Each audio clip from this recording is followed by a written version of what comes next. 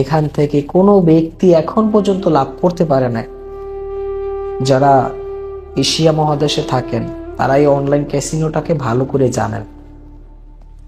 অন্যান্য কান্ট্রিতে ক্যাসিনো আছে ডাইরেক্ট, তারা সরাসরি সেই ক্যাসিনোতে যেয়ে খেলে। যেমন জিম সেন্টার যেভাবে থাকে না, ওরকম ক্যাসিনো আলাদা একটা সেন্টার থাকে, তারা সেখানে যায় সরাসরি এই স্লট মেশিনে বৈশা বৈশা তারা খেলে। আর এই যে অনলাইনে এশিয়ার যে ছোট ছোট দেশগুলো আছে, এই দেশগুলোকে কোম্পানি টার্গেট করে, কারণ আমাদের দেশের মানুষের লোভ বেশি। তো যেহেতু আমাদের দেশের মানুষের লোভ বেশি, তো তারা সেইভাবে টার্গেট করে আমাদের কাছ থেকে প্রতিনিয়ত শত শত কোটি টাকা তারা নিয়ে যাচ্ছে। অথচ আমরা এই নেশার কাছে আমরা হেরে যাই।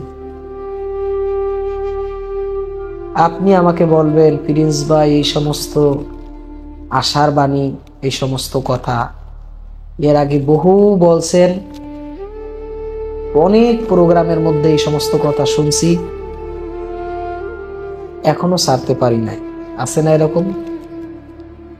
আপনি কোন মায়ায় পড়ছেন, কোন নেশায় পড়ছেন? প্রতিনিয়ত লস। তাইলে প্রতিনিয়ত যদি লস হয়, সময় লস হইতেছে, আপনার অর্থ লস হইতেছে, দুইটাই তো লস। তাহলে এইটার মধ্যে কেন থাকবা তুমি ভাই? তুমি আমার বলো যে আমি এটার মধ্যে কেন যাব, যেহেতু প্রতিনিয়ত লস, লাভের কোনো আশা নাই, লাভের কোনো সুযোগ নাই, তাহলে তুমি এটার মধ্যে কেন অন্তর্ভুক্ত হবা? যারা বেকার তাদের বিশেষ করে এই সমস্যাগুলো বেশি হয়। কাজ নাই, কি করবে? বৈশা বৈশা টাকা সিলেক্ট করে স্পেন্ড করতেছে, তার অ্যাকাউন্ট থেকে টাকা চলে যাইতেছে। সফটওয়্যারের মধ্যে সব সেট আপ করা, তুমি ঠকবা না জিতবা, তোমাকে টাকা দেবে না নেবে, এটা সফটওয়্যারের মধ্যে সেট আপ করা।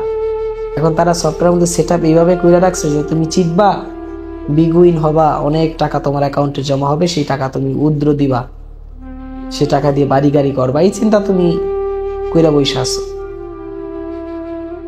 তাহলে তুমি ভুল পথে আছো বন্ধু। তোমাকে দুনিয়াতে আল্লাহ পাক এই জুয়া খেলার জন্য পাঠায় নাই। এই জুয়া খেলা তুমি সারাদিন সময় নষ্ট করবা, এই জন্য তোমাকে আল্লাহ পাক দুনিয়াতে পাঠায় নাই।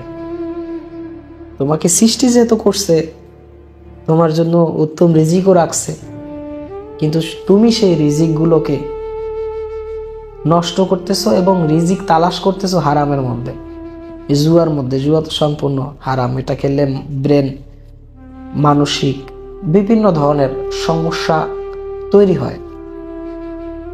এখন তুমি এটার মধ্যে রিজিক তালাশ করতেছো, এখন তুমি মাটি খুঁড়তেছো স্বর্ণ পাবার সেই আশায়।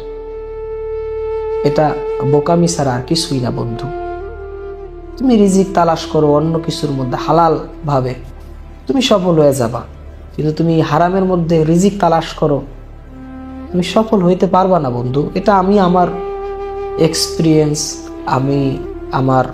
আমি যেই বিষয়ের উপরে গবেষণা করেছি, এই গবেষণা করে দেখলাম যে এই অনলাইন জুয়া, তোমরা তো অনেক সময় প্রশ্ন কইরা বসো যে প্রিন্স ভাই এই জুয়া সম্পর্কে যে আপনি এত কিছু জানেন, পূর্বের দিনগুলোতে কি আপনি এই অনলাইন জুয়ার সাথে অন্তর্ভুক্ত ছিলেন? এটা অনেকে আমাকে প্রশ্ন আপনারা করেন। কিন্তু দেখা যায় কি যে যেহেতু আমরা একটা সিরিজ করতেছি, এখন আমি যদি পোশাক না বানাইতে পারি তাহলে আমি গার্মেন্টস কিভাবে দেব? তাই না? আমি যদি একটা জিনিস তৈরি না করতে পারি তাহলে তো হবে না। এখন আমাকে যদি এই বিষয় না জানতে হয় তাহলে তো আমি এই বিষয়ে কথা বলতে পারবো না। আমাকে জানতে হবে অবশ্যই। তুমি যতটুকু জানো তার চেয়ে বেশি, তুমি যতটুকু জানো তার থেকে অনেক বেশি জানতে হবে, তাহলে আমি সে বিষয়ে তোমার সাথে কথা বলতে পারবো।